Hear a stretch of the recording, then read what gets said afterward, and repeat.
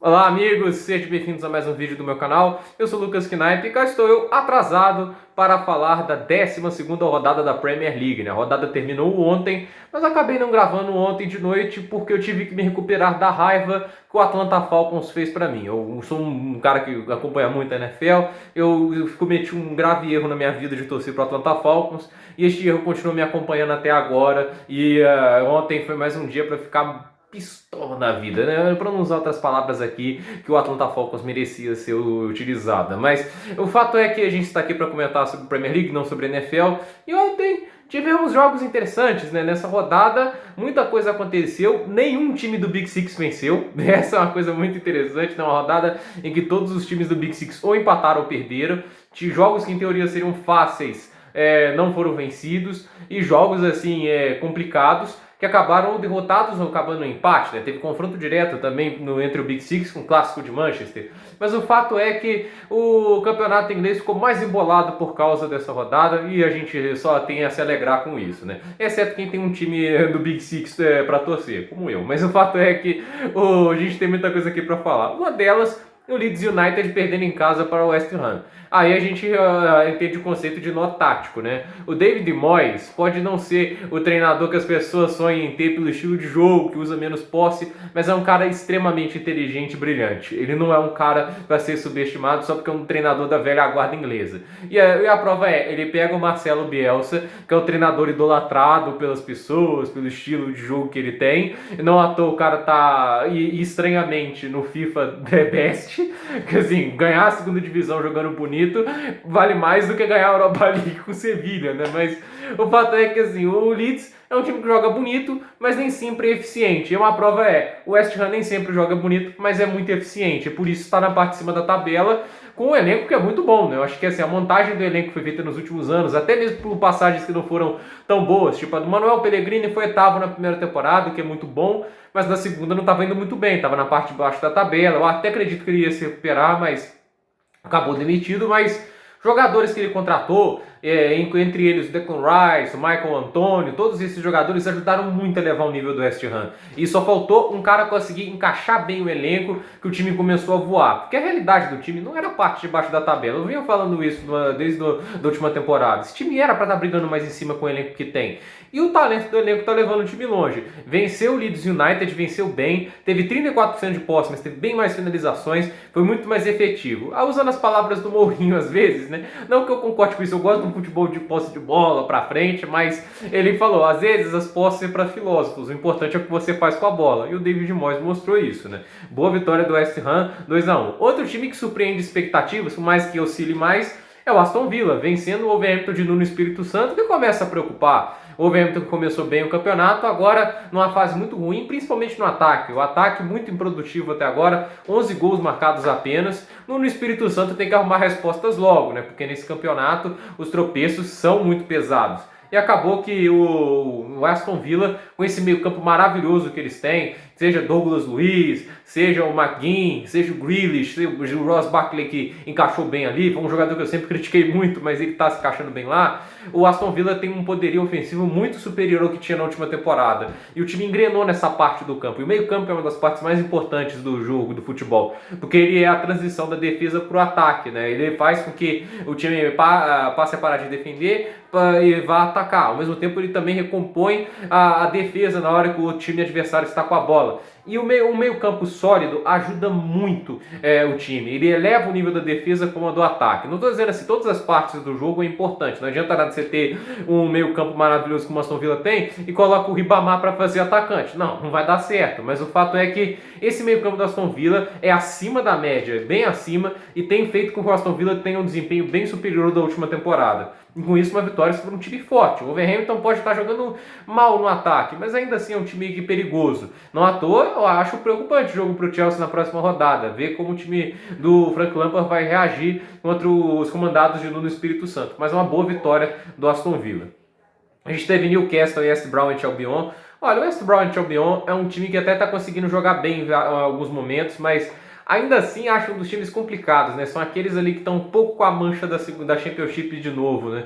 Eu acho assim, se eu tivesse que listar os 3 times que caem pelo futebol que vem jogando atualmente, é o Burnley, o West Bromwich Albion e o Sheffield United, né? Ainda acho que o Fulham consegue subir porque a gente viu nessa rodada que o time é muito bem treinado. O West Bromwich Albion, assim, não consegue ter consistência, né? E o fato é que até conseguiram empatar, mas depois perderam o jogo para o Newcastle. E o Newcastle conseguindo mais uma vitória. Assim como na última temporada, ganhando os jogos possíveis, dando trabalho aos mais fortes, consegue se manter forte na Premier League. Então o Newcastle tem sido uma surpresa positiva em vários momentos dessa temporada, embora oscile também. De qualquer maneira, 2-1, boa vitória para o Newcastle em casa, né? A gente sabe também que o St. James Park, né, que é o estádio do... Acho que esse é o nome, né?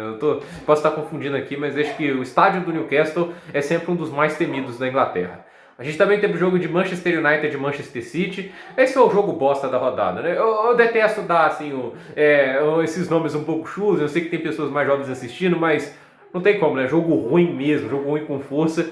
É assim, 2 times com grande poderio ofensivo. Num lado você tem o Kevin De Bruyne, você tem o Mahrez, você tem o Sterling. Por algum motivo assim desconhecido, o Guardiola resolveu tirar o maior artilheiro da história de Big Six da história, o Agüero, e deixar o Gabriel Jesus. Deu no que deu. Tem uma hora lá que o Gabriel Jesus foi um lance medonho. A bola chegou pra ele, ele cara a cara com o gol e resolveu fazer um pivô. Tipo assim, de parar, não pra finalizar, pra tocar a bola pra trás pra alguém bater. Foi inacreditavelmente ridículo. Essa era a hora que tinha que chutar de primeira. E ele não fez isso. Ele fez um pivô mais maluco que eu tinha visto na história do futebol. Foi uma coisa horrível. E foi uma partida muito ruim dele, que acabou limitando a atuação do ataque do City. O City até tentou criar, mas não conseguiu. Do outro lado, atuações apagadas do Rashford. O Martial não conseguiu entrar muito bem. O Greenwood não jogou bem. O nosso querido Bruno Fernandes também não teve uma grande atuação. E o jogo foi trancado e ruim. E acabou num 0-0.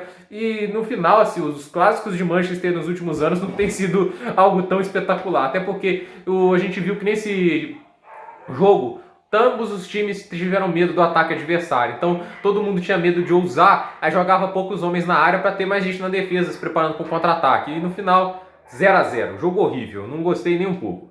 Everton e Chelsea 1-0, né? Uma vitória importante do Everton, veio num pênalti medonho que o Mendy fez, né? Ah, se o Kepa fizesse esse pênalti, meu Deus, ia ter ameaça de morte. Não que eu acho que tem que trocar o Mendy pelo Kepa, não. O Mendy é um goleiro que tá fazendo uma excelente temporada até agora, mas esse tipo de erro não dá pra passar pano, né? Um erro bizarro, não dá pra fazer uma coisa dessas, né? O Mendy, até porque não era uma bola que o Calvert-Lewin tinha tal domínio, ele basicamente vai no Calvert-Lewin, não tinha nenhuma garantia que o jogador do Everton ia conseguir dominar e chutar. Mas o fato é que faz o pênalti e o Everton abre o placar. O Everton retranca tudo, jogando apenas no contra-ataque. Não conseguiu aproveitar as oportunidades e o Chelsea meteu várias bolas na trave. Teve bola na trave com o Reece James, teve também bola de falta do Mason Mount. Mas é um time muito chuveirinho, né? Jogou muito cruzamento e no final o Chelsea não conseguiu aproveitar muito as suas chances. E eu acho que o grande problema desse jogo foi o esquema. Acho que essa é a hora do Lampard mostrar um pouco de versatilidade, como ele teve na última temporada. O Chelsea foi um time que variava muitos esquemas, e às vezes tinha eficiência com esquemas variados. Jogou bem com um esquema de 3 zagueiros, jogou bem com um esquema assim, do 4-2-3-1 algumas vezes. Assim, o Chelsea dessa temporada parece estar muito restrito ao 4-3-3. E qual foi o problema do 4-3-3 ontem, que é o meu esquema favorito? Mas qual é o problema de ontem? Não tinha ponta no jogo. O 4-3-3 depende de, no ataque, um centroavante, 2 pontas. Não tinha pontas nesse jogo. O Kai Havertz é meio campo, ele não é bom como ponta, esse jogo deixou muito claro isso, foi uma partida muito ruim do Kai Havertz.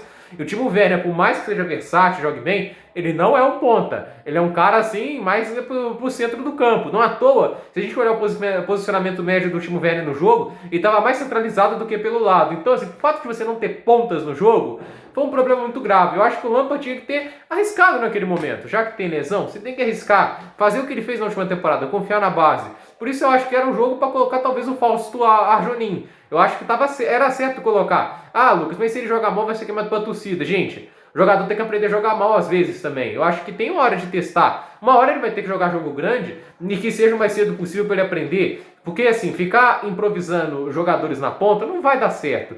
E depois o Lampard tentou colocar 2 centroavantes, não deu certo. Foi um banco assim do Chelsea também bem restrito hoje por causa das lesões. O Chelsea teve que emprestar muitos jogadores, Ruben Loftus-Cheek, Ross Barkley, e acabou ficando sem opções pro meio avançado, né? Emprestou o Broja também para o Vitesse. Então, o Chelsea teve esses problemas. O fato é que o time sem os pontas foi muito pouco efetivo e o Everton aproveitou isso para vencer. Uma vitória para o time de Ancelotti para tentar recuperar um pouco da confiança, mas também não está jogando essas coisas, né? Foi bem reativo, funcionou numa falha do Chelsea, porque tirando o pênalti não foi uma partida dourada do Everton, não acho que assim é um sinal grande de recuperação. Southampton atropelou o Sheffield United, né? Os comandados de Danny Ings, né? Na verdade de Ralf Hasenhuttl, né? O treinador austríaco que tem feito um trabalho brilhante até agora. Southampton no momento na parte de cima da tabela, né? No momento, zona de Champions, meu amigo. Essa é a Southampton dessa temporada, que coisa impressionante, né? E 3-0 sobre o time mais fraco do campeonato até agora. A magia do Sheffield foi toda usada na última temporada, cheguei a essa conclusão. E não é que o técnico é ruim, né? O técnico fez o time quase ir para uma Europa League. Isso daí, para um time que veio da Championship, acho que até hoje é a melhor campanha de história de Championship na Premier, de um time que acabou de subir para a Premier League, tem que ser respeitado. Então, assim, o fato é que o Chris Wilder, que é o treinador do Sheffield United, chequei aqui só para confirmar, né? Ele é um baita treinador. Mas o problema é que o Sheffield United, ele perdeu alguns jogadores que eram um pouco essenciais. E agora não tem mais aquele goleiro confiável como o Dean Henderson era. Então, assim, o Sheffield United virou um time muito baixo escalão e só marcou 1 ponto em 12 jogos, né? A situação é muito complicada e tende a piorar. Não vejo muito luz no fim do túnel para esse Sheffield United. No final, 3-0 para o Southampton, que continua jogando muito bem, hein? Que coisa, essa temporada, muitas surpresas positivas e estou impressionado com o altíssimo nível que a Premier League tem nessa temporada. A gente também teve Crystal Palace e Tottenham, um jogo assim que a gente viu o Mourinho ter um pouco de covardia excessiva contra um oponente que não é o mais forte no ataque. Eu tenho muitos elogios ao treinador Roy Hodgson, é um grande treinador, muita gente critica ele também pelo estilo de jogo, mesma coisa vale com ele com o David Moyes, mas é um cara muito inteligente e que se você vai dar o campo para ele, ele vai saber explorar os defeitos do time. O Tottenham tem tido uma defesa extremamente eficiente, até agora é a melhor da Premier League. Mas se você ficar dando a bola para o adversário, por um treinador inteligente, com um elenco que é qualificado, o elenco do Crystal Palace não é ruim, a chance de você tomar um gol acontece, é grande. E o fato é que o Tottenham já deu a perder alguns jogos dessa mesma maneira, né? Perder assim em questões de estar ganhando e levar um empate. Um bom exemplo é o West Ham, estava 3-0 e levaram para 3-3. E agora, contra o Crystal Palace, eles foram lá e tomaram um gol e no final tentando atacar para marcar o segundo já era muito tarde, né? Porque o Crystal Palace, por mais que a gente critique alguma ação ofensiva, defensivamente é bem organizado. O Roy Hodgson sempre foi um treinador que postou muito bem sua defesa. E no final acabou isso, né? O Tottenham jogou 2 pontos para fora, poderia ser líder isolado, mas acabou se contentando com o empate. E assim a questão é, recuar contra um Chelsea, contra o City, contra o United, eu entendo, são times perigosos, você não pode dar muito campo para esses adversários. Mas contra o Crystal Palace eu não entendo, até porque você tem um melhor elenco, se você estava atacando e estava sendo superior com o seu time, não é para reduzir o pé. Eu acho assim, eu detesto treinadores que quando estão vencendo o jogo, às vezes querem recuar. Ainda mais quando você está treinando um time muito forte. Eu entendo quando o David Moyes ou o Roy Hodgson façam isso, estando no Crystal Palace no West Ham. Meu amigo, é o time que eles têm. Às vezes quando tá ganhando, às vezes se você defender e jogar no contra-ataque, eles não são o tipo de cara que vai chutar a bola pra frente como se fosse um tiro de meta quando receber a bola de volta quando tá ganhando, igual faz o esporte do G Ventura. Mas o fato é assim, quando você tem esses times limitados e tá ganhando, às vezes você tem que segurar o resultado. Mas quando você tá no Tottenham e quando tá jogando com um time mais fraco, você não pode dar o luxo de ficar se apoiando no 1-0. Isso eu acho que é uma postura errada do José Mourinho. Ele já jogou pontos fora pela segunda vez na temporada. Você tem que matar o jogo quanto antes, né? Tipo assim, times grandes, você tem que matar o jogo. 1-0 não é jogo decidido. Um gol é empate. E foi o que aconteceu. E o Crystal Palace arrancou o empate e não faz campanha ruim, né? O Crystal Palace oscila muito, isso é uma tendência desse time, né? Às vezes tem uma boa sequência, às vezes tem uma sequência ruim, mas ainda assim se mantém entre alguns times bem competitivos. Aí o jogo, né, Fulham e Liverpool. Olha, esse primeiro tempo do Liverpool é para mostrar o quão bom técnico é esse Scott Parker, né? Eu tô realmente impressionado com esse treinador, porque ele levou um elenco que é bem limitado do Fulham para a primeira divisão, jogando um futebol muito bom. Eu acho até melhor em alguns sentidos de organização ofensiva do que o Leeds United. Porque o time joga muito bem. E contra o Liverpool, um dos times mais perigosos do campeonato, assim, porque o Leeds tem um elenco melhor do que o Fulham. E quando os times mais organizados do campeonato, o atual campeão inglês, começaram muito bem, levando muito perigo, obrigando o Alisson a trabalhar. Eu acho assim, se tivesse um pouquinho mais de qualidade, dava para ter feito 2-3-0. Mas o fato é que falta às vezes essa qualidade. O gol Foi num belo chute, né? Muito difícil pro Alisson defender. Ainda teve uma chance perdida lá, né? Que o Alisson defendeu no susto. Aí o cara lá na hora de cabecear jogou pra fora. Mas o fato é que o Fulham teve uma atuação muito digna. Aí tem aquele pênalti imbecil, né? Porque o cara faz isso aqui, né? E o braço bloqueia durante a falta e o Salah tem um pênalti para empatar, mas mostrou também eficiência defensiva, né? Porque o Fulham, mesmo tendo um elenco limitado, estava dificultando o trabalho do Liverpool para atacar. O Liverpool estava tendo muita dificuldade para ter um espaço livre para finalizar. E um time que se defende com eficiência é importante. E mostrou versatilidade, né? Que o Fulham nem sempre joga com a linha de 3 atrás como jogou, mas ele jogou na linha de 3 esperando um time mais forte, esperando o contra-ataque. Mas quando sentiu que podia atacar, atacou. E quando precisou defender, se defendeu bem. Acabou ficando com um empate, mas é um empate muito impressionante, né? Para quem espera um elenco tão limitado contra esse bater de frente com o Liverpool como bateu, porque não foi uma partida fácil para o Liverpool podia ter perdido essa partida com um resultado que seria justo, mas o fato é que o Fulham vem impressionando nesse sentido. Os resultados ainda não parecem muito significativos. O time no momento está na zona de abaixamento, mas está porque o Arsenal perdeu, né? A gente vai falar um pouco mais sobre isso, né? Que o Arsenal perdeu um time que, na minha opinião, é um dos piores desse campeonato, né? Que tem sido uma decepção em relação a como encerrou a última Premier League. Mas o fato é que o Fulham é um time que eu acho que ainda pode engatar uma boa sequência. Eu espero que continue na primeira divisão pelo futebol que vem jogando. E eu acho que tem que ficar de olho nesse Scott Parker, que ele é um bom treinador, ele tem feito um trabalho muito bom e ele tem pegado muitos jogadores emprestados que está ajudando a elevar o nível desse time. Agora é ver como é que o Fulham vai reagir nas próximas rodadas. A gente também teve Leicester e Brighton. Brighton que é um time corajoso, mas é um time que ainda precisa melhorar um pouco no setor defensivo. Tem tomado muitos gols. O mais ousado que seja, o Leicester foi muito mais efetivo. E acabou vencendo por 3-0. Os comandados de Brendan Rodgers atropelaram os comandados de Graham Potter, né? E o Brendan Rodgers mostra que é um ótimo técnico, né? Superou aquele momento ruim dele na última temporada, que custou a vaga de Champions ao Leicester. E agora comanda o time até agora a terceira posição, que é bem impressionante. O problema do Leicester, talvez, são os grandes jogos, né? Mais uma vez foi atropelado pelo Liverpool e a gente não sabe como o Leicester vai se comportar contra outros grandes times. Então, assim, é um time que tem sido uma incógnita contra os times do Big Six. Mas nos jogos, assim, mais para a parte de baixo, o Leicester tem tido muita autoridade e venceu por 3-0. Tem se tornado cada vez um dos times mais sólidos do campeonato inglês. Isso tem sido algo realmente impressionante. E o Brighton se complica um pouquinho, né? Porque está mais para a zona de rebaixamento do que para o meio de tabela. E eu acho que o Brighton pertence mais ao meio de tabela do que a parte de baixo. E a gente, para encerrar, é claro que a gente tem que falar dos comandados de Arteta, né? Porque eu não sei quanto tempo ele vai ficar lá.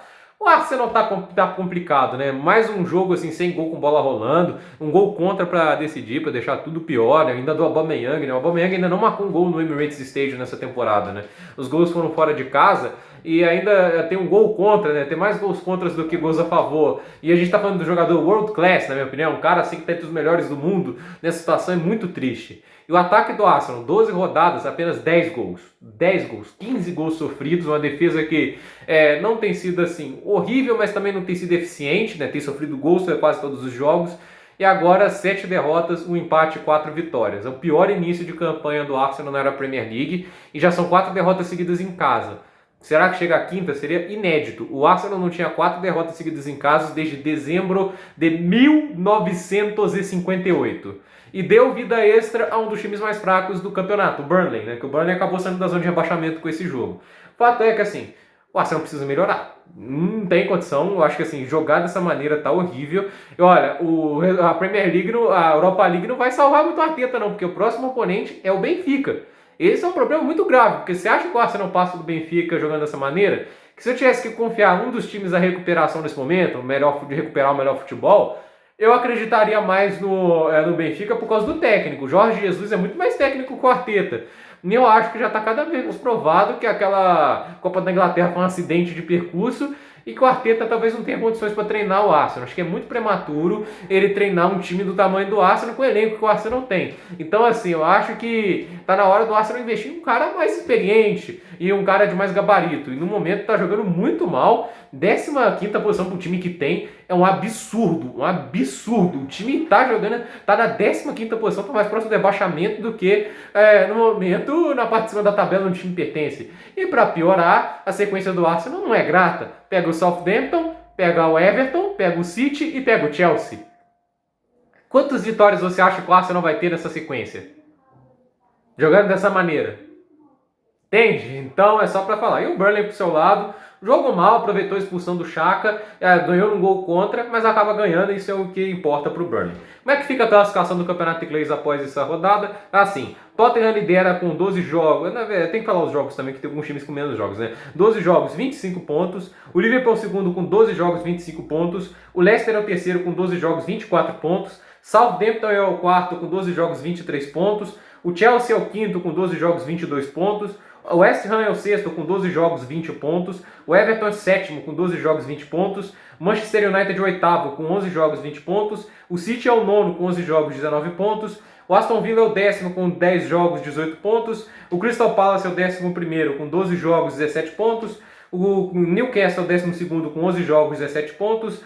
O Wolverhampton é o 13º com 12 jogos, 17 pontos. O Leeds United é o 14º com 12 jogos, 14 pontos. O Arsenal é o 15º com 12 jogos, 13 pontos.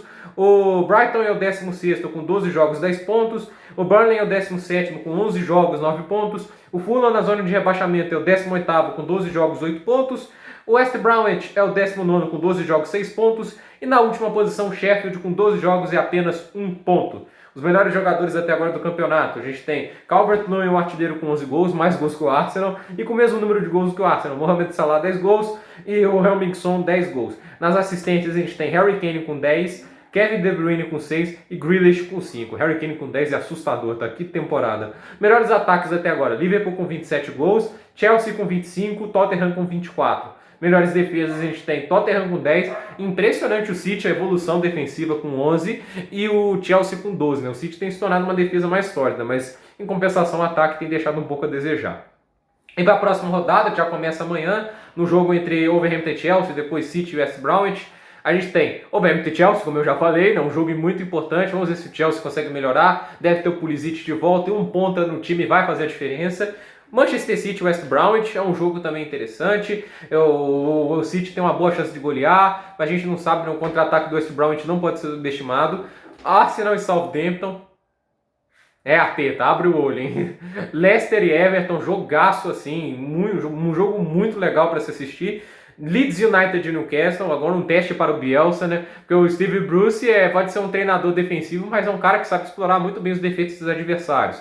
O Liverpool pega o Tottenham, clássico, hein? Derby, meu amigo. Liverpool e Tottenham na quarta-feira, 5 da tarde, só lembrando para vocês. West Ham e Crystal Palace, jogaço também. Roy Hodgson contra David Moyes, os dois treinadores mais subestimados da Inglaterra, talvez. Fulham e Brighton, outro jogo entre dois times muito ofensivos, né, em suas limitações. São times que estão buscando gol na maior parte do tempo, né? Aí o pessoal vai falar, mas o Fulham retrancou contra o Liverpool para tentar segurar 1-0. Você não faria isso também não? Você continuaria atacando o Liverpool com o Fulham?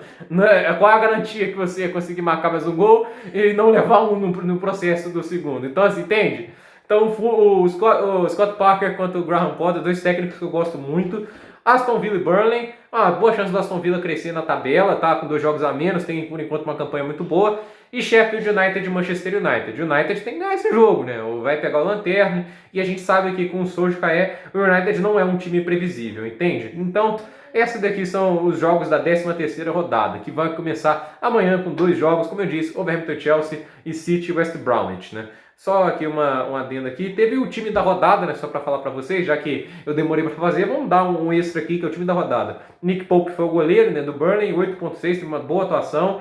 O Ayling do Leeds foi o zagueiro e o Mee também do Burnley foi o outro zagueiro. O Fofana foi o lateral pelo Leicester e o Luke Shaw o lateral pelo Manchester United. Seleção da rodada aqui só para vocês.